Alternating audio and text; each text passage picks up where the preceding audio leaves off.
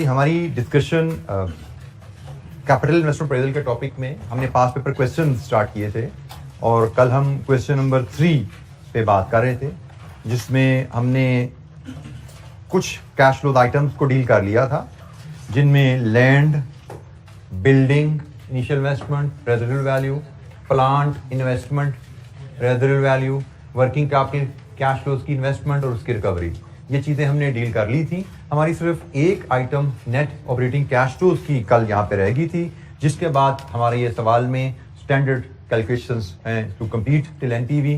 कोई सवाल कल के लेक्चर से इस क्वेश्चन में किसी कैलकुलेशन पे, कैश फ्लो की वैल्यू पे, उसकी टाइमिंग पे, क्योंकि इसमें दोनों चीजें अहम होती हैं, आप वैल्यू भी ठीक कैलकुलेट करें और टाइमिंग भी उसकी ठीक प्लेस करें, दोनों चीजों पे आपको अंडरस्टैंडिंग आनी चाहिए। तो कोई इशू जनाब कल के इस क्वेश्चन से?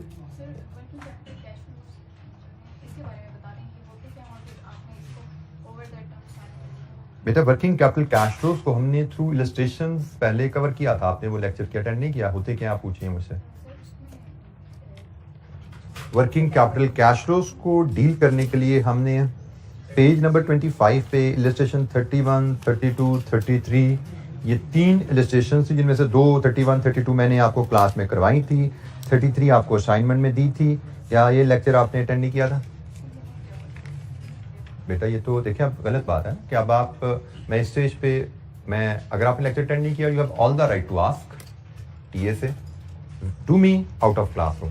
क्लासरूम में मुझे लगता है कि मैं आपको अगर पढ़ाऊंगा तो जिन्होंने अटेंड किया उनके साथ फेयर नहीं होगा, उनके साथ आई होप यू अंडरस्टैंड, ठीक है, उनके साथ फेयर नहीं होगा। मुझे क्लास के बाहर मिलिए, मुझे आप व्हाट्सएप पे पूछिए, आप टीएसए पूछिए, हर प्लेटफॉर्म अवेलेबल है आपकी गाइडेंस के लिए, हेल्प के लिए, ठीक है। बट इस क्लासरूम में it will not be fair to the others जिन्होंने ये चीज अटेंड की। कोई बच्चे को कोई और दिक्कत है वो पूछिए मुझसे सवाल।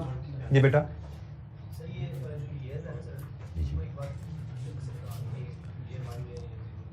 हमें उसने पहली बात हमने DCF assumption about timing of cash flows पढ़ी है, ठीक है। DCF assumption about timing of cash flows में हमें पढ़ा था कि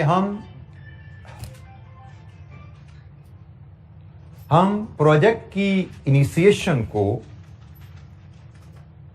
0 में लेंगे, इनिशियल इन्वेस्टमेंट को हम 0 में लेंगे अनलेस हमें अदरवाइज इंफॉर्मेशन अवेलेबल हो। तो यहां पे हमें इंफॉर्मेशन अदरवाइज अवेलेबल है, इसलिए हमने सारी इन्वेस्टमेंट 0 में ले ली। हमने फैसला आज करना है कि हम ये फैक्ट्री लगाएं या ना लगाएं। तो फैसला अगर आज किया तो लैंड तो हमारी आज ही बुक हो जाएगी। ये 40 मिलियन जो आज लैंड की वैल्यू है, ये तुम्हारी आज ही ब्लॉक होगी, इन्वेस्ट होगी, समझो। इसके बारे में उसने कहा है कि बिल्डिंग की कंस्ट्रक्शन का एग्रीमेंट भी आज साइन होना है और ये पेमेंट भी आज होनी है। बिल्डिंग बनने में 1 साल लगेगा। एग्रीमेंट साइनिंग पे 10 मिलियन आज दे दोगे आप, बिल्डिंग बनने में 1 साल लगेगा, मतलब बाकी जो 20 मिलियन है वो 1 साल में स्पेंड होगा। और रिक्वायरमेंट में आपको बताया गया है कि किसी साल के दौरान जो पैसा स्पेंड होगा उसको साल के एंड पे समझना। ये अगर उसने ना भी लिखा हो तो हमारी ये डीसीएफ अजम्पशन भी है कि हम ऐसा ही समझते हैं, किसी साल के दौरान में कोई खर्चा हो तो हम उसको साल के एंड पे तस्वर करेंगे। तो हमें 0 से लेके 1 तक ये जो 1 साल का अरसा है, इस साल में हमारी बिल्डिंग बननी है, ये हमने साल के शुरू में पे कर देना है तो 0 में डाल देंगे। ये पैसा साल के दौरान पे करना है, इसको साल के एंड पे शो करेंगे। इसी तरह प्लांट के बारे में भी उसने कहा है कि 1 साल लगेगा प्लांट को बनने में। 0 से लेके 1 तक का पीरियड है जो 1 साल लगेगा प्लांट को बनने में। तो अजम्पशन वही है कि ड्यूरिंग द ईयर जो पैसा इनफ्लो या आउटफ्लो साल के एंड पे दिखा दो, ये भी दिखा दिया। फिर उसने हमें कहा हुआ है कि जब 1 साल बाद प्लांट बन जाएगा तो 1 साल बाद हमारी प्रोडक्शन शुरू होगी। 1 साल बाद तो दूसरा साल शुरू हो चुका होगा, हमारी प्रोडक्शन दूसरे साल में शुरू होनी है। कमेंसमेंट हमारी यहां पे जब प्लांट कंप्लीट होगा, विद इन नेक्स्ट डे हमारी प्रोडक्शन शुरू हो जानी है। उसने हमें कहा है कि वर्किंग कैपिटल का जो पैसा है, रॉ मटेरियल स्टॉक में जो इन्वेस्टमेंट है, वो जब प्रोडक्शन शुरू करनी है ना तब चाहिए। तो जब प्लांट बन जाएगा, ये पैसा ड्यूरिंग द ईयर पे हुआ है लेकिन इसको end of the year show किया, ये पैसा पे ही एंड ऑफ द ईयर होना है। जब प्लांट बन जाएगा फिर पे होना है तो इसमें भी 1 पे शो होना है, ठीक हो गया। इसके बाद हमारी प्रोडक्शन शुरू हो जानी है। यहां से यहां तक पहले साल की प्रोडक्शन एंड सेल, ये दूसरा साल, ये तीसरा साल, ये चौथा साल, ये 5वां साल, 5 साल कारोबार चलना है। अब यहां से यहां तक जो प्रोडक्शन एंड सेल है, ड्यूरिंग द सेकंड ईयर जो रेवेन्यू आएगा वो कहां प्लेस होगा? हमारे ऑपरेटिंग कैश फ्लो यहां से शुरू होने वाले हैं। हम जो ऑपरेटिंग कैश फ्लो बनाने जा रहे हैं वो हमारे 2, 3, 4, 5, 6 ये 5 साल है जो यहां पे आएंगे। ये टाइम यहां तक लग गया प्लांट बनने में, बिल्डिंग बनने में। इसके आगे अब रेवेन्यू और कॉस्ट का काम शुरू होने वाला है। जी एनी अदर क्वेश्चन? किसी और बच्चे के दिल में कोई और सवाल? जी बेटा बोलिए, किस जगह कंफ्यूजन है? वर्किंग कैपिटल के जो कैश फ्लो है, ये मतलब अभी हमने ईयर 1 के एंड पर 15 मिलियन का जो हमने आउटफ्लो किया, ये 6 साल बाद भी सेम अमाउंट के साथ ही मतलब इन्फ्लेशन को हम इसका कंसीडर करें। बेटा इस क्वेश्चन में इन्फ्लेशन इन्वॉल्व है? चलिए हमसे हटकर मैं बात करता हूँ। जब इन्फ्लेशन बेटा जब वो कहेगा कि वर्किंग कैपिटल रिक्वायरमेंट बदल रही है तो हम उसको बदलेंगे, हम उसको प्लस भी करेंगे, हम उसको माइनस भी करेंगे, जैसे इलस्ट्रेशन 32 33 में हमने किया, प्लस भी करेंगे माइनस भी करेंगे। वो इन्फ्लेशन की वजह से हो या अदरवाइज हो, वो हमें कहे कि प्लस माइनस होना तो हम करेंगे, जैसे इलस्ट्रेशन 32 33 में हमने किया था। आगे भी एग्जामिनेशन क्वेश्चन में आएंगे जिनमें हम इसको छेड़ेंगे। वो कहेगा भाई बदलती है वैल्यू तो हम बदलेंगे उसको, लेकिन यहाँ पे उसने ऐसा कोई जिक्र नहीं किया, ना इन्फ्लेशन का जिक्र है ना कोई उतार चढ़ाव का जिक्र है। उसने कहा जी 15 मिलियन आपको इन्वेस्टमेंट चाहिए, तो भाई हमने इन्वेस्टमेंट चाहिए, हमने इन्वेस्टमेंट शो कर दी। उसने नहीं कहा, लेकिन हमें पता है जो इन्वेस्टमेंट वर्किंग कैपिटल में करते हैं फुल रिकवर करनी होती है प्रोजेक्ट एंड पे। प्लस माइनस का बताता तो वो भी हम यहाँ पे फीड करते हैं, आगे सवालों में हमने फीड करना है हमने। जी एनी अदर क्वेश्चन, कोई और सवाल? अच्छा जी, अब हम ऑपरेटिंग कैश फ्लोज के लिए एक थोड़ा इसका डाटा तो फिर देख लेते हैं। ऑपरेटिंग कैश फ्लोज का डाटा इसका कहां पे है? ऑपरेटिंग कैश फ्लोज में एक तो जनाब ये आ रही है रॉयल्टी, रॉयल्टी पे करनी है हमने, ये भी ऑपरेटिंग कैश फ्लो है। दूसरी कहानी आ रही है यहां पे कि company will produce goods that will be the sale for the first year is estimated at 300 million, पहले साल की सेल आ रही है। द एग्जिस्टिंग प्रॉफिट मार्जिन क्या है वो भी बता दिया उसने। As a result of own production cost per unit would decrease by 10%। The sale price and cost production per unit excluding depreciation are expected to increase by 10% and 8% respectively. तो ये जनाब हमारा डाटा है पूरा कि पहले साल हमने 300 मिलियन की सेल करनी है और पहले साल हमारी कॉस्ट क्या होगी उसकी इंफॉर्मेशन इधर से मिल रही है। उसने कहा जी करंटली आप 20% मुनाफा कमाते हो, मतलब करंटली आप 80% कॉस्ट लगाते हो, लेकिन जब आप अपनी प्रोडक्शन पे आओगे तो उस कॉस्ट में 10% की कमी आ जाएगी। लेकिन ये कॉस्ट की बात हो रही है, हमें कैश कॉस्ट चाहिए होती है, ये कॉस्ट की बात हो रही है, हमें कैश कॉस्ट चाहिए होती है। तो हमें कॉस्ट में से डेप्रिसिएशन माइनस करके कैश कॉस्ट लानी होगी। तो हमारी जो वर्किंग बनेगी ऑपरेटिंग कैश फ्लोज के लिए वो कुछ इस तरह दिखेगी। वर्किंग वन अगर हम ऑपरेटिंग कैश फ्लोज के लिए बनाएं, हमारे ऑपरेटिंग कैश फ्लोज में बिजनेस चलना है 5 साल, 2 3 4 5, ये 5 साल है, सॉरी 2 3 4 5 6।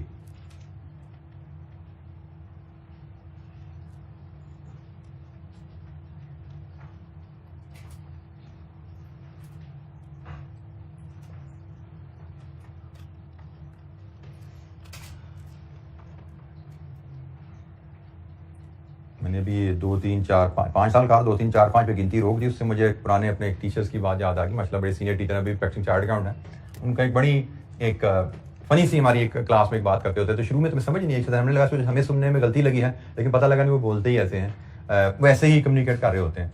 वो लॉ पढ़ाते थे हमें, उन्होंने कहा जी दिस, मैं एग्जैक्ट मुझे नहीं पता कि this law has 2 fold impact, 1 2 3। समझ नहीं है पहले क्या हो गया, एक दफा हुआ, फिर उससे तीसरा इट हैज 3 फोल्ड इम्पैक्ट, 1 2 3 4। तो ये उनके एक अजीब कॉमन उनकी ये एरर थी, हमेशा कम्युनिकेशन में ऐसे करते थे वो। और शुरू में तो समझ नहीं हुआ के बाद फिर हमें समझ आई, तो हम फिर इसको एंजॉय करते होते थे। बहरहाल तो मैंने भी जैसे कहा जिसके 5 साल हैं 2 3 4 5, तो भाई 6, ये 5 साल के यहाँ पूरे होते हैं। तो हमें जो इन्फॉर्मेशन दी गई है, हमें सेल्स चाहिए, हमें इसमें से लेस करनी है कैश कॉस्ट, और हमने इसमें से लेस करनी है रॉयल्टी। तो ये हमें यहां से मिलेगी नेट ऑपरेटिंग कैश फ्लोज की फिगर। सेल्स की कैलकुलेशन बहुत आसान है। उसने में कहा कि पहले साल से रुपीज इन मिलियन में लें, पहले साल सेल 300 मिलियन होंगी और उसके बाद ग्रोथ कितनी है सालाना। उसने हमें क्वेश्चन में ग्रोथ कितनी बताई हुई है सालाना जी? सालाना सेल्स में ग्रोथ 10% है। किस नोट में लिखा हुआ है? ऊपर पैरा में ही आ रहा है। सेल्स में 10% ग्रोथ आएगी और कॉस्ट में 8% ग्रोथ आएगी। तो 10% पर एनम ग्रोथ है जी। तो next year it will be 330, next year 363, next year 399.33, next year 439.23। Sorry बेटा, मुझे गलती लगी क्या? Sale for the first year of production is estimated at 300 million. कहीं प्राइस का जिक्र नहीं, कहीं यूनिट्स का जिक्र नहीं। 300 मिलियन सेल्स हैं, रेवेन्यू है ये, ठीक है जी। तो 300 मिलियन रुपीज इन मिलियन हमने लिए। पहले साल की सेल क्या होगी? ऑनवर्ड 10% सालाना इजाफा होगा। और रॉयल्टी को मैं यहां पे ही कैलकुलेट कर लूं, दिस इज ए, तो ए का 3% रॉयल्टी है, वो मैं पे करूंगा, तो 300 का 3% 9 मिलियन, 9.9 मिलियन। नेक्स्ट जी 10.89 मिलियन, 11.98 मिलियन, 13.18 मिलियन। ये तो बड़ी सिंपल सी दो कैलकुलेशन थी, इनमें मैं कोई चैलेंज नहीं आया। जो कॉस्ट की कैलकुलेशन है, इसमें थोड़ा सा हमें सोच विचार चाहिए। सवाल एक असूल याद रखिएगा एग्जाम में, सवालों में आसान सवाल पहले और कैलकुलेशन में आसान कैलकुलेशन पहले। तो ये कैलकुलेशन सिंपल थी, मैंने इसको कर ली, क्योंकि अक्सर होता क्या है जिसको हमें अवॉइड करना है, एक कैलकुलेशन जिसमें हमें कोई दिक्कत होगी परफॉर्म करने में, हम उस पर फंसते हैं, टाइम ज़ाया करते हैं, या आसान कैलकुलेशन भी छोड़ जाते हैं। हालांकि ये रेवेन्यू जब आ गया तो ये तो 1-1.5 नंबर की सेकंड्स में क्या नंबर है, स्कोर करें इसको, फिर इस पर तवज्जो देंगे जिसके में हमें सोचना पड़ना है। तो हमेशा ऐसा कीजिए। और फिर मैंने ये भी बताया कहीं फंसो भी तो ड्यू टाइम से ज्यादा नहीं लगाना, क्योंकि ये कैलकुलेशन जितनी भी है 2-3 नंबर से ज्यादा की नहीं है। 2-3 नंबर का मतलब 2-3 मिनट सोचो, समझ आ जाए ठीक है, नहीं तो 100 रुपया अज्यूम करना, आगे चल पड़ना। कैश कॉस्ट समझ आती है ठीक है, नहीं समझ आती 100 मिलियन लिखो, सवाल पूरा कर दो, कोई टेंशन नहीं है। 3 नंबर कट जाएंगे सवाल में से, कोई बात नहीं, 15 में से 12 भी आ जाए, और क्या चाहिए आपको, बेहतरीन स्कोर है 15 में से 12। तो कैश कॉस्ट, अब हमें देखना है कैश कॉस्ट। आपको याद रखना है कि हम डीसीएफ मेथड पे चल रहे हैं, डीसीएफ मेथड में कैश फ्लोज बेसिस पे चलते हैं। तो सबसे पहले मुझे वर्किंग वन बनानी है। वर्किंग वन में मुझे देखना पड़ेगा, बल्कि वर्किंग वन में यहां पे नहीं डालता, मैं वर्किंग वन यहां पे लिखता हूं। वन कर ली भैया वे, हम वर्किंग, चलिए इसको 2, वर्किंग 2, हम वर्किंग 2 बनाएंगे। हम वर्किंग 2 यहां बनाते हैं। वर्किंग 2 में हमें बताया गया है कि हमारी cost, expected cost for the first year क्या है। हमें कहा गया है कि पहले साल 300 मिलियन की सेल है, इसका 80% तो रूटीन में हमारी कॉस्ट आनी थी। इसका 80% तो रूटीन में हमारी, अगर हम प्रोडक्शन ना करते तो कॉस्ट आनी थी, लेकिन जब हम प्रोडक्शन खुद कर रहे हैं तो कॉस्ट में 10% की कमी आ जाएगी। तो भाई अगर हम खरीदते तो हमारी 300 मिलियन की सेल्स की कॉस्ट इतनी होती, बनाई है तो हमारी कॉस्ट 10% कमी के साथ कितनी है, 216 मिलियन। ये हमारी कॉस्ट है। उसने कॉस्ट कहा है, तो कॉस्ट में तो डेप्रिसिएशन भी शामिल होती है। हमें तो कैश कॉस्ट चाहिए, तो इसमें से हम लेस कर देते हैं डेप्रिसिएशन। डेप्रिसिएशन हम बिल्डिंग पे भी चार्ज करेंगे, डेप्रिसिएशन हम प्लांट पे भी चार्ज करेंगे। ये दोनों डेप्रिसिएशन लेस करेंगे तो हमारी एक्सपेक्टेड कैश कॉस्ट आ जाएगी फॉर द फर्स्ट ईयर। आगे फिर ग्रोथ है वो हम डाल देंगे। तो जनाब बिल्डिंग की डेप्रिसिएशन हमें बताया गया है कि बिल्डिंग भी और डेप्रिसिएशन का जिक्र कहां पे जी, पॉलिसी डेप्रिसिएशन 4th बुलेट ये वाली depreciation, we'll charge depreciation on factory building and plant under straight line method.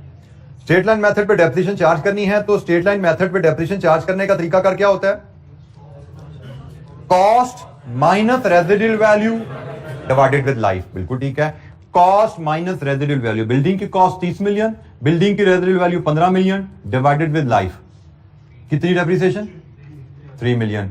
Plant की डेप्रिसिएशन, प्लांट की कॉस्ट 100 मिलियन, प्लांट की रेजिडुअल वैल्यू 10 मिलियन, प्लांट की लाइफ 5 साल 18। तो जनाब कैश कॉस्ट हमारी कितनी होगी, 195 मिलियन। ये हमारी पहले साल की कैश कॉस्ट है। जैसे क्वेश्चन ने हमें कहा, हमने उसके मुताबिक, हमें सिर्फ ये कॉन्सेप्ट पता है कि हमें कैश कॉस्ट चाहिए, उसने हमें कॉस्ट की डिटेल दी है। तो cost minus depreciation, cash cost आ जाती है 195। 195 हमारी पहले साल की कॉस्ट आ गई। स्ट्रेट लाइन डेप्रिसिएशन थी, हमने लेस की, हमें पहले साल की कॉस्ट मिल गई 195। 195 ये पहले साल की कॉस्ट है, और ऑनवर्ड इसमें ग्रोथ कितनी है, 8% पर एनम। कॉस्ट में ग्रोथ 8% है। तो जनाब 195 इंटू 1.08 210.6 another 8%, 45, another 8%, 245.64, another 8%, 0.33, दीजिए जी 30। अब हम यहां से नेट ऑपरेटिंग कैश, हमारे ऑपरेटिंग कैश फ्लो में 3 ही आइटम्स आती थी, अब इनका सम लेंगे और इसको हम एक्सटेंड कर देंगे अपनी वर्किंग में। तो पहले साल के ऑपरेटिंग कैश फ्लो 2 में 96, 109.5, 0.66, ये सारी पॉजिटिव वैल्यूज आ रही हैं, 0.71, 0.75, ये जी हमारे पास नेट ऑपरेटिंग कैश फ्लोज के फिगर हैं। Any question?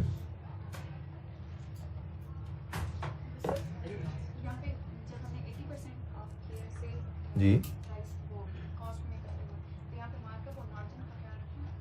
बेटा हमने बिल्कुल ख्याल रखना होता, अगर वो मैं कहता तो यहाँ पे उसने बिल्कुल उसने 20% मार्जिन कहा है, बिल्कुल हमें ख्याल रखना है। 20% मार्जिन है। 20% मार्जिन का मतलब क्या है कि सेल्स में से 20% मुनाफा है, सेल्स में से 80% कॉस्ट है, तो हमने बिल्कुल ख्याल रखा है सेल में से 80% कॉस्ट है। जी एनी अदर क्वेश्चन? अच्छा जी, ये हमारे पास जो फिगर अवेलेबल हैं, इन फिगर्स को अब हम लेके एक्सटेंड करते हैं मेन शीट में, जहां पे हमने पॉइंट आउट किया था, जहां हमें इसको फीड करना है। तो जनाब पहली फिगर है 96, दूसरी फिगर है 109.5, तीसरी फिगर है 124.66, देन 141.77, देन 160.75। ये जो डाटा हमारा कंप्लीट है, इसके आगे हमें कॉलम का टोटल लेना है, 12% के फैक्टर लाने हैं, प्रेजेंट वैल्यू और फिर नेट प्रेजेंट वैल्यू लेनी है। तो हमने यहां से सम करना है कॉलम वाइज और फिर आखिर में हमने प्रेजेंट वैल्यू का सम लेना है। कंप्लीट कीजिए share NPV with me, calculation perform कीजिए और एनपीवी की वैल्यू शेयर कीजिए।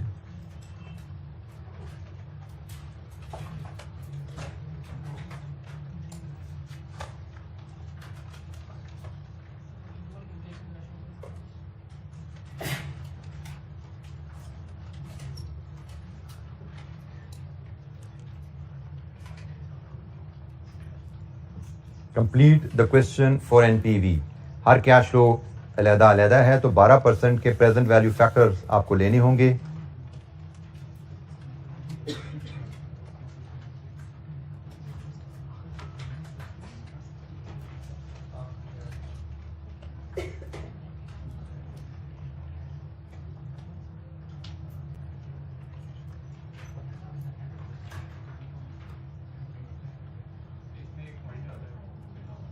जी बेटा, जी बेटा, मेरी कल उस पॉइंट पे डिस्कशन आपसे ये हो गई थी कि फाइनेंसिंग कैश फ्लोज को हमने शामिल अपने एनालिसिस में नहीं करना होता। लोन लेना, लोन पे करना, लोन पे इंटरेस्ट पे करना, ये सारे आपके फाइनेंसिंग कैश फ्लोज हैं। इन्वेस्टमेंट अप्रेजल में हम सिर्फ इन्वेस्टिंग कैश फ्लो देते हैं, कैपिटल इन्वेस्टमेंट के और वर्किंग कैपिटल इन्वेस्टमेंट के और ऑपरेटिंग कैश फ्लो देते हैं। फाइनेंसिंग कैश फ्लोज हम अपनी कैलकुलेशन में नहीं लाते। हमें कहीं आईकैप के सोल्यूशन में एक आध जगह ये गलती नजर आएगी, हमने इसको अवॉइड करना है, ठीक है। इस क्वेश्चन में जैसे this is an error, investing cash flows ICAP ने लोन की वसूली और लोन की रीपेमेंट डाली हुई है। इंटरेस्ट कैश फ्लोज उसने नहीं लिए, लेकिन उसने लोन के प्रिंसिपल के कैश फ्लोज अपनी वर्किंग में डाल दी हैं, विच इज एन एरर, ठीक है। तो हमने फाइनेंसिंग कैश फ्लोज के बारे में याद रखना है, हमने फाइनेंसिंग कैश फ्लोज को शामिल नहीं करना। इसीलिए मैं आपको बार बार जो एडवाइस भी करते रहता हूँ, आल्दो ये बहुत कम होता है कि आईकैप के सोल्यूशन में एरर्स हमें मिले, लेकिन बहरहाल 2000% चांसेस ही एरर मिल जाती हैं। और जब आप अपना दिमाग अप्लाई किए बगैर सोल्यूशन पढ़े होते हो, तो आप फिर उसको जज नहीं कर पाते कि क्या ये गलती है या आपको समझने में गलती लग रही है। आप जज नहीं करते और आप समझते हो यकीनन ये सोल्यूशन ठीक होगा, आप उसको उसी तरह याद करने की कोशिश करते हो ऑन द अजम्पशन के शायद क्लास में सर ने ये चीज स्किप कर दी होगी, तो अब ये यहाँ पे कोई नई चीज मिल गई है, मैं सीख लूं इसको, तो जरूरी नहीं कि वो चीज नहीं हो, वो चीज गलत भी हो सकती है। तो अगर आपने नोट्स पढ़े होंगे, आपको ये पता होगा कि फाइनेंसिंग कैश फ्लोज को हमने इन्वेस्टमेंट अप्रेजल में नहीं लेना, फिर वो सोल्यूशन आप देखोगे तो आप समझ जाओगे ये गलती है। लेकिन अगर ये नोट्स पढ़े बगैर सोल्यूशन देखोगे तो आपको लगेगा शायद सर ने स्किप कर दी थी बात, ये तो हमें तो क्लास में सर ने सवाल में नहीं कराई थी, सर से मिस होगी, तो इसको भी ऐसे करना होता है, आप उसको सीखने की कोशिश करोगे।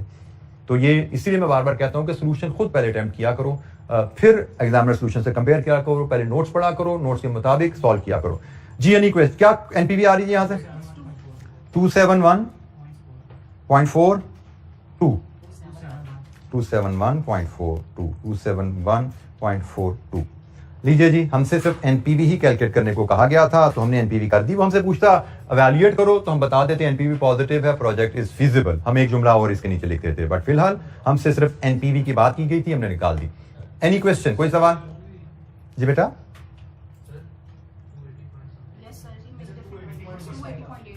280.86 लीजिए जी।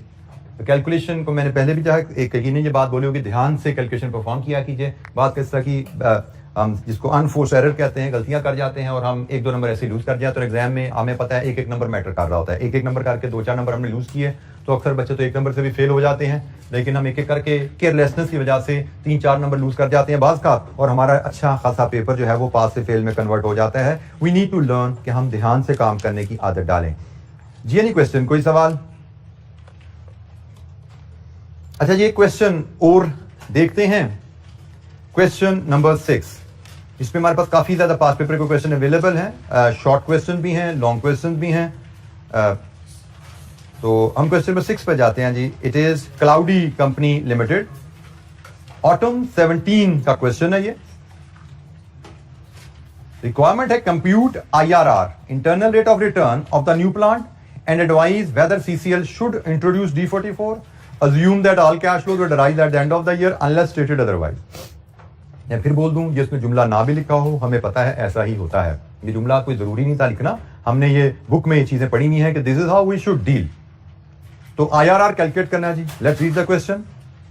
Cloudy company limited manufactures and sales specialised machine X85। A newer version of machine is gaining popularity in the market, and CCL is therefore considering to introduce a similar version, that is D44. Detailed research in this respect has been carried out during the last 6 months at a cost of 3.25 million. Company currently एक product DX85 बेचती है, उसका नया version D44 market में आ चुका है। Company ने research करके 3.25 मिलियन स्पेंड कर दिया जस्ट टू असेस कि इसकी कंपनी इस प्रोडक्ट की पॉपुलैरिटी क्या है। The related information is as under. The initial investment in the new plant for the manufacturing of D44 would be 450 million, including installation and commissioning of the plant. Projected production and sales of D44 are as follows. Number of units में data given है जी, 4 साल चलना है ये plant. Sales volume of X85 in the latest year was 30,000। जो साल गुजरा उसमें X85 में 30,000 बेचा था। It is estimated that introduction of D44 would reduce the sale of X85 by 2,000 units every year। हर साल हमारा X85 2,000 यूनिट्स उसकी सेल कम होती जाएगी। Estimated selling price and variable cost per unit of D44 in year 1 is estimated at 40,000 and 32,000 respectively. The contribution margin on X85 in year 1 is estimated at 5,500 units. Fixed costs in the year 1 are estimated at 45 million. However, if the new plant is installed, these costs would increase to 75 million. हमारे पास एक plant already X85 का चल रहा है, ठीक है। तो उसने कहा जी X85 के हिसाब से तो फिक्स्ड कॉस्ट एक्सपेक्टेड है अगले साल 45, लेकिन अगर नया प्लांट लगा लिया तो ये कॉस्ट इंक्रीज टू 75 पे चली जाएगी। ये ख्याल रखना है, इंक्रीज बाय डिफरेंस होता है, ठीक है। उसने कहा जी 45 से 75 पे चली जाएगी, मतलब 30,000 से 30 मिलियन से बढ़ जाएगी। Impact of inflation on selling price, variable cost and fixed cost would be 10% for the both machines and plants. The new plant would be depreciated at 25% under the reducing balance method. Tax depreciation is to be calculated on the same basis. The residual value of the plant at the end of the useful life of 4 years is expected to be equal to its carrying value. Applicable tax rate is 30% and tax is paid in the year in which liability rises. Cost of capital is 12%. अच्छा जी, हमने जो चीज़ एक सीखी है कि question में जब भी इन्फ्लेशन आ जाए, जैसे यहाँ पे इन्फ्लेशन आया, तो हमें देखना होता है कि हमने कैसे इसको लेकर चलने हैं, रियल या मनी। तो हमने देखा यहाँ पे इन्फ्लेशन और साथ टैक्सेशन भी है, सही है।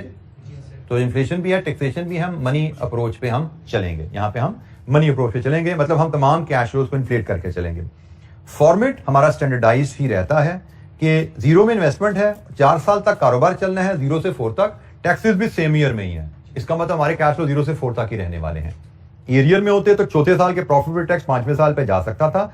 फॉर्मेट अगर हम बनाएं तो हमारा फॉर्मेट यहाँ पे जो स्टैंडर्ड सा है उसी पे हम उसको लेके चलते हैं। क्वेश्चन नंबर 6, IRR पे जाना है तो 0, 1, 2, 3 एंड 4, ये जो हमारे कैश फ्लो है जिसमें इन कॉलम में हमें अरेंज करना है। हमें इन्वेस्टमेंट्स जो बात की गई है कितनी है जी नेशन, 450 मिलियन। इसका मतलब रुपीज इन मिलियन में ही हमें डील करने चाहिए, काफ़ी बड़ी फिगर्स आने वाली हैं। रुपीज इन मिलियन में हम वैल्यूज लेकर चलेंगे। हमें जो इन्फॉर्मेशन दी गई है उसके मुताबिक एक हमें इनिशियल कैपिटल इन्वेस्टमेंट की फिगर दी गई है, एक ही फिगर है तो हम एक ही लाइन आइटम इसके लिए ऑक्यूपाई करते हैं। वर्किंग कैपिटल इन्वेस्टमेंट का कोई जिक्र नहीं है।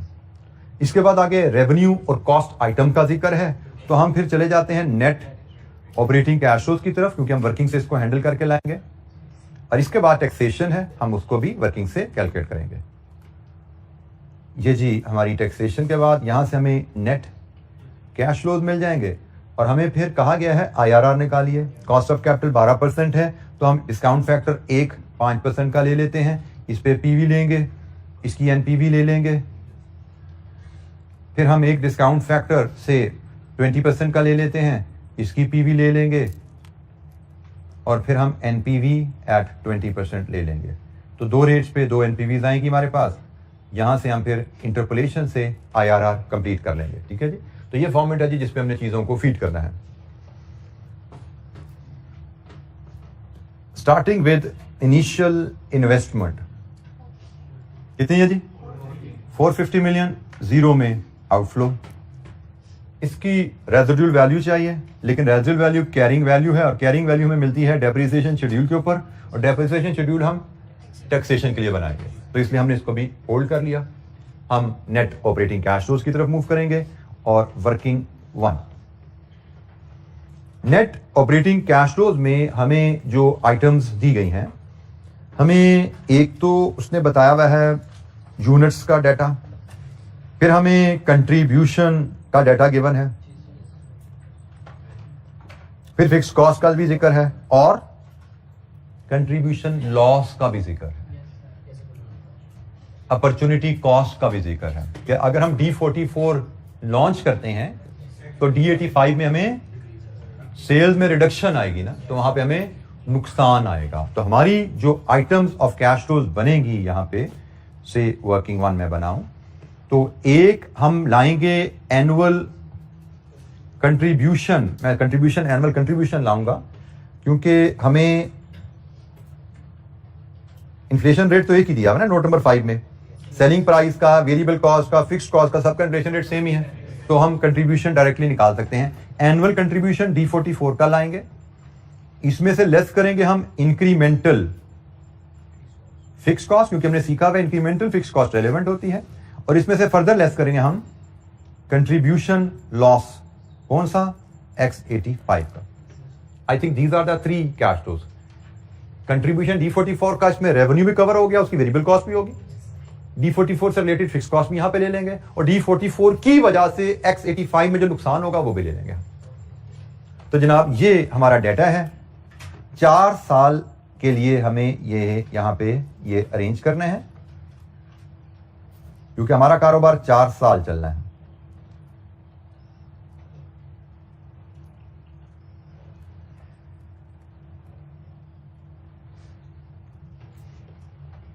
एनुअल कंट्रीब्यूशन वर्किंग 1.1,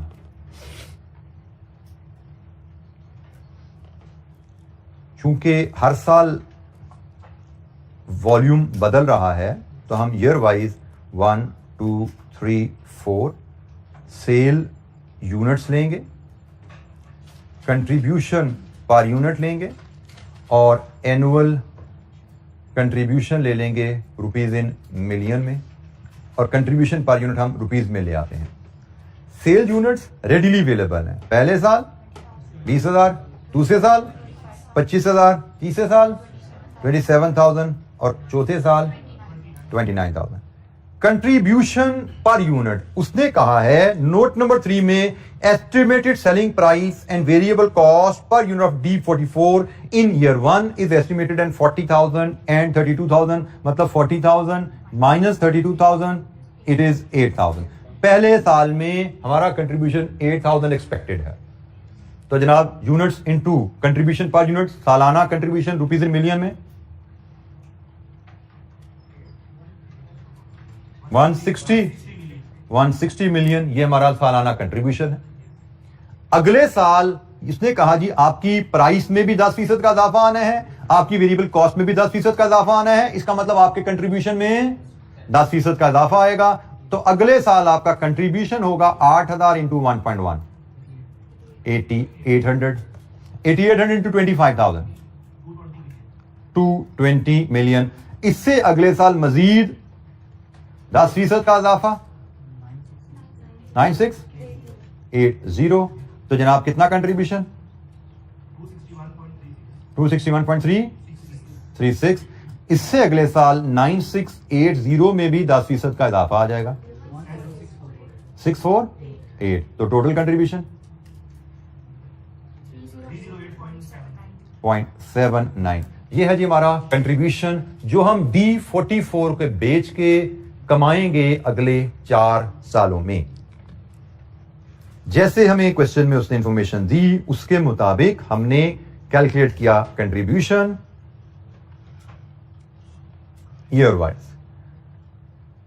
पहले साल कंट्रीब्यूशन होगा 160 मिलियन, दूसरे साल होगा 220 मिलियन, तीसरे साल होगा 261.36, चौथे साल होगा 308.79।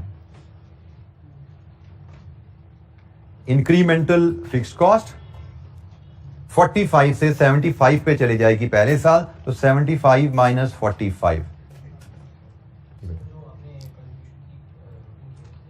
जी बेटा, बेटा ये यूनिट्स हैं सेल के और ये कंट्रीब्यूशन पर यूनिट है।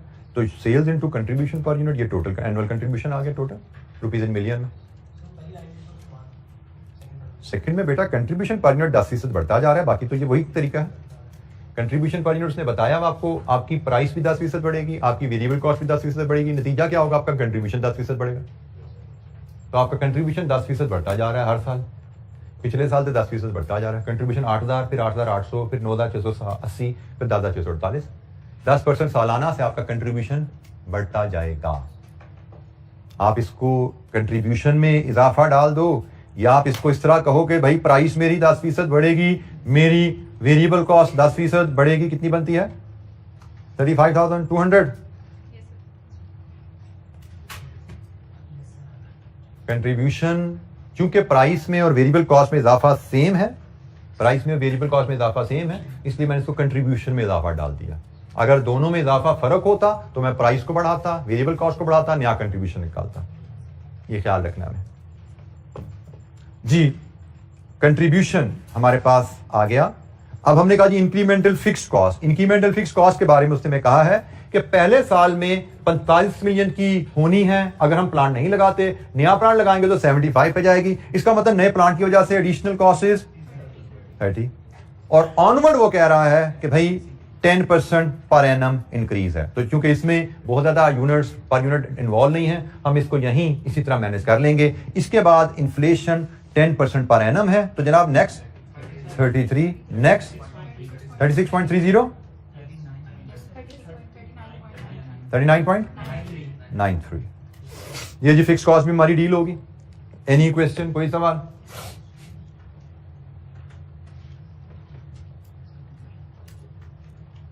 इसके बाद नेक्स्ट आइटम कंट्रीब्यूशन लॉस, कि अगर हम ये यूनिट्स बेच के कमाएंगे D44 से, ये कमाई करेंगे तो X85 पे नुकसान भी होगा। उसके लिए वर्किंग 1.2 हम बनाते हैं। हमें नुकसान क्या होने वाला है X85 में। ईयर वाइज हमें कहा गया है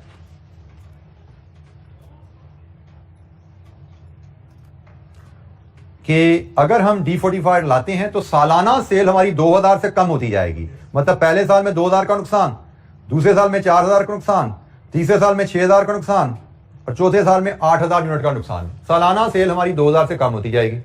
पहले साल हम 2000 यूनिट X85 का नहीं बेच पाएंगे अगर D44 लाते हैं। दूसरे साल हम 4000 यूनिट्स नहीं बेच पाएंगे X85 के। तीसरे साल मजीद 2000 का नुकसान होगा। चौथे साल मजीद 8000 का नुकसान हो जाएगा। और हमें कहा गया है कंट्रीब्यूशन पर यूनिट जो X85 का है, कंट्रीब्यूशन पर यूनिट जो X85 का रुपीज में है, कितना है जी वो? उसने कहा जी पहले साल वो 5500 होगा, ऑनवर्ड इसमें भी 10% इजाफा आता जाएगा। कितना हो जाएगा जी दूसरे साल? 6050, फिर 6050 पे मजीद 10% इजाफा, 6655, फिर इसमें मजीद इजाफा 7321। लीजिए जी टोटल कंट्रीब्यूशन लॉस हमारा रुपीज इन मिलियन में कैलकुलेट कर लीजिए, क्या है? 11 मिलियन, 24.2 मिलियन, 39.93 मिलियन, 58.57 मिलियन। ये जी लॉस ऑफ कंट्रीब्यूशन है कि अगर हमने D44 लॉन्च किया तो D44 लॉन्च करने के नतीजे में हमें X85 में इतना नुकसान भी होगा। सो अपॉर्चुनिटी कॉस्ट का कॉन्सेप्ट है कि हम एक प्रोडक्ट लॉन्च करेंगे तो उसी प्रोडक्ट में उसकी वजह से नुकसान आएगा, तो ये भी रेलेवेंट कैश फ्लो है क्योंकि D44 को लॉन्च करने की वजह से ये नुकसान आ रहा है, तो ये भी रेलेवेंट है।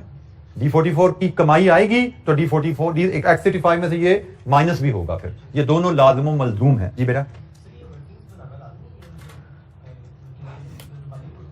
जी बेटा,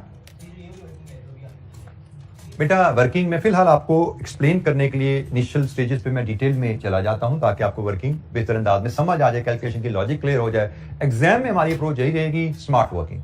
अगर हम किसी कैलकुलेशन को स्मार्टली प्रेजेंट कर सकते हैं तो वी शुड गो देयर। जैसे यहाँ पे मुझे लगा कि इसकी एक्सप्लेनेशन में मुझे वर्किंग डिटेल में आपको समझाने की जरूरत नहीं है तो मैंने इसको यहीं पे कर दिया, लेकिन ये मुझे लग रहा था कि आपको कॉन्सेप्ट क्लियर होना चाहिए कि आपको यूनिट्स और कंट्रीब्यूशन पर यूनिट से कैसे मूव कर रहे हैं, उसके हिसाब से इसको मैंने एक्सप्लेन किया। अगर आपको लगता है आप इसके बगैर एग्जामिनर को कम्युनिकेट कर सकते हो कि आपने ये फिगर कैसे हासिल की है, डिटेल में जाए बगैर एग्जामिनर को कम्युनिकेट कर सकते हो, आपके दिमाग में इतनी एफिशिएंट स्मार्ट प्रेजेंटेशन के फॉर्मेट्स हैं, go ahead, you are at liberty. लेकिन एग्जामिनर को पता लगना चाहिए कि आपने किस असूल के तहत ये वैल्यूज, किन वैल्यूज को यूज करके ये वैल्यूज डिराइव की हैं। ठीक है, मतलब there is no hard and fast formats and guideline के वर्किंग इस फॉर्मेट में ऐसे प्रेजेंट करनी है। आप स्मार्ट वर्किंग पे भी जा सकते हैं, आप डिटेल वर्किंग पे भी जा सकते हैं। स्मार्ट वर्किंग इज प्रेफरेबल, मैं उसको प्रेफर करता हूं, लेकिन यहां पे मैं बोर्ड पे बात का डिटेल वर्किंग में इसलिए जाता हूं ताकि आपको कैलकुलेशन की लॉजिक थोड़ा बेहतर अंदाज में अंडरस्टैंड हो जाए। With the passage of time मैं यहां पे भी ज्यादा अक्सर स्मार्ट वर्किंग पे चला जाया करूंगा, और आपको तो कोशिश करनी ही करनी है कि एग्जाम तक जाते जाते जितना स्मार्टली चीजों को प्रेजेंट करना सीखिए उतना बेहतर है। और उसके लिए आपके लिए बेस्ट गाइडलाइन ये सोल्यूशन है आईकैप के, कि आप किस हद तक अपनी वर्किंग को श्रिंक कर सकते हो, आईकैप के सोल्यूशन से समझ लिया करो। ठीक है, लेकिन आईकैप के सोल्यूशन से आप वर्किंग को श्रिंक करना तभी समझोगे जब वर्किंग की लॉजिक आपको पता है। अगर आप आईकैप की वर्किंग को समझने की कोशिश करोगे विदाउट द लॉजिक तो इसकी वर्किंग बाद का आपको समझ नहीं आती है, वैल्यूज आई कहां से, बाद का आपको नहीं समझ आती। तो उसके लिए जरूरी है कि आपको कॉन्सेप्चुअल बैकग्राउंड आपका अच्छा हो। तो मैं कोशिश कर रहा हूं कि आपकी कैलकुलेशन का बैकग्राउंड हम यहां पे अच्छा बिल्ड करते जाएं, बाकी वर्किंग आगे स्मार्ट कर लेंगे, कैलकुलेशन की लॉजिक हमें पता हो तो। अच्छा जी, कंट्रीब्यूशन लॉस। जी बेटा,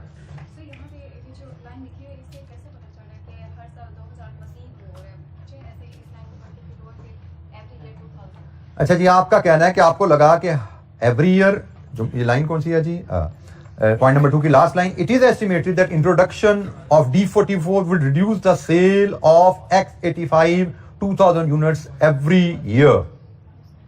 2000 से हर साल हमारी सेल कम होती जाएगी, हर साल हमारी सेल 2000 से कम होती जाएगी, हर साल 2000 से कम होती जा रही है। इसका मतलब क्या है कि पहले साल 2000, अगले साल फिर 2000 से कम होगी, तो टोटल तो 4000 का नुकसान हो गया ना आज के मुकाबले में।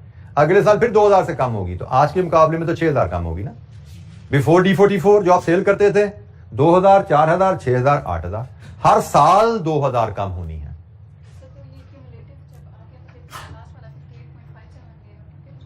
बेटा 8000 यूनिट्स अब नहीं बेचोगे 4 साल बाद तो उस पर नुकसान आपको इतना ही आएगा। ये 1 साल का नुकसान है, ये चौथे साल का नुकसान है, ये पहले साल का नुकसान है, ये दूसरे साल का नुकसान है, ये तीसरे साल का नुकसान है, ये चौथे साल का नुकसान है। कि अगर आप मैं यहाँ पे जरा वैल्यूज लिख लूं, फिर मैं इसको एक्सप्लेन आपको मजीद इसको रिलेट करता हूं। अगर हम पहले साल ये यूनिट्स बेचेंगे तो X85 में हमें इतना नुकसान होगा, दूसरे साल हम इतने यूनिट्स बेचेंगे तो X85 में हमारा नुकसान बढ़ के इतना हो जाएगा, तीसरे साल जब इतने यूनिट्स बेचेंगे हमारा नुकसान बढ़ के यहां पे चला जाएगा, चौथे साल जब इतने यूनिट्स बेच के D44 में हम कमाई करेंगे हमारा नुकसान बढ़ के 58.57 पे चला जाएगा। हर गुजरते साल के साथ X85 की पॉपुलैरिटी कम होती जा रही है। ये हर साल का अलग-अलग हिसाब बन रहा है बेटा।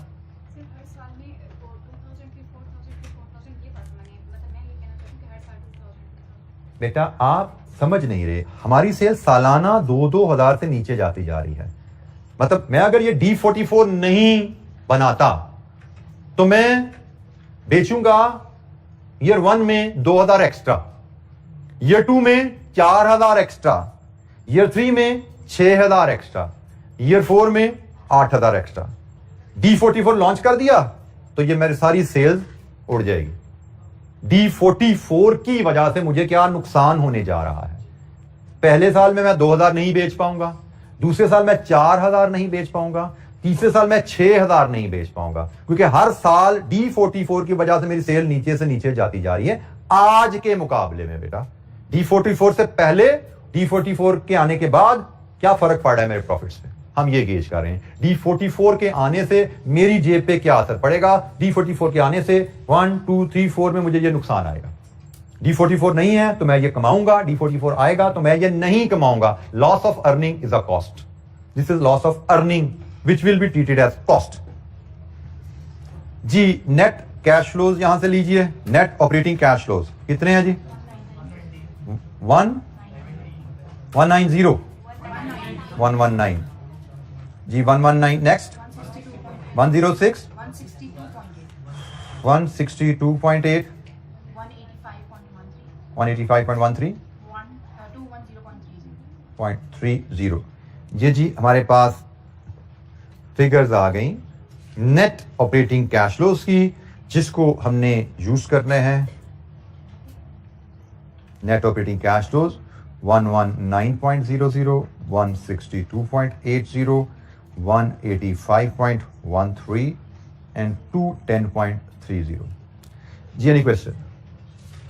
अच्छा जी, हमारे पास एक ये इनिशियल इन्वेस्टमेंट, रेजिडुअल वैल्यू और एक टैक्सेशन की कैलकुलेशन रह गई है।